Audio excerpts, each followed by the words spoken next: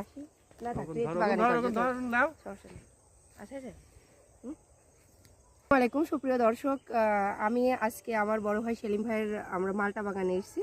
সেটার কথাটা প্রথমত বলে নিই, আমি প্রতি বছরে কিন্তু সেলিম ভাই আমাকে মানে ন্যাচারাল একদম সুন্দর তরতাজা বাগান থেকে আমাকে নিয়ে যায় মালটা দেয়। তো খায় আর আফসোস করি যদি আমি বাগান ওখানে যেতে পারতাম। তো আজকে শুরুতে আমাকে ভাই পরশুদিনকে বললো, গত পরশুদিন, যে রুমা আমার বাগানে মালটার প্রচণ্ড ফুল এসছে, খুবই সুন্দর। তো আমি দেখে আর মানে নিজেকে সামলাতে পারলাম না, চলে আসলাম। তো ভাবলাম যে যখন যাচ্ছি দর্শকের সাথে একটু শেয়ার করি। তো বড় ভাই এই বিষয়ে যদি কিছু বলতেন। ভাই আপনি হচ্ছেন কতদিন ধরে এটার আবাদ করছেন?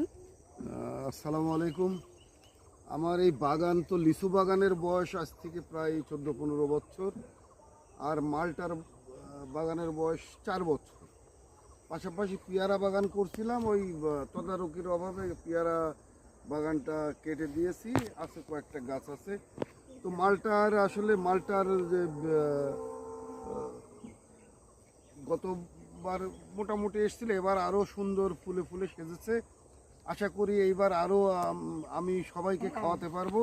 এই বাগানের আসলে এই লিচু এবং মালটা যা সবকিছু আমি আমার ভালোবাসার মানুষদের জন্য তৈরি করে আমার বিক্রি করার আসলে উদ্দেশ্য না। আসলে দেখেন কত বড় একটা দর্শক বাগান, দেখেন এই যে দেখো একটু তাবান্না সব দিকে দেখাও, মানে এই যে কত বড় অনেক বড় বাগান, কিন্তু এত বড় বাগানের কিন্তু প্রচুর ফল হয়। তারপরেও কিন্তু আমার বড় ভাই এত উদার মনের একজন মানুষ, এদিকে ঘুরাও, মানে এত উদার মনের একজন মানুষ যে হচ্ছে সে কিন্তু একটা ফল পর্যন্ত বিক্রি করে না।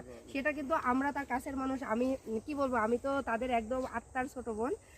তো আমার মতন ভালোবাসার মানুষ যারা আছে প্রত্যেকে কিন্তু এই বাগানের ফল উপভোগ করে থাকে। তো ভাবলাম যে আজকে ফুলে থেকে আপনাদের সাথে শেয়ার করি, তাই মূলত আজকে আমার এই বাগানে আসিয়া। যদি আমার ভিডিওটি ভালো লাগে অবশ্যই আপনারা সাথে থাকবেন। ধন্যবাদ সবাইকে।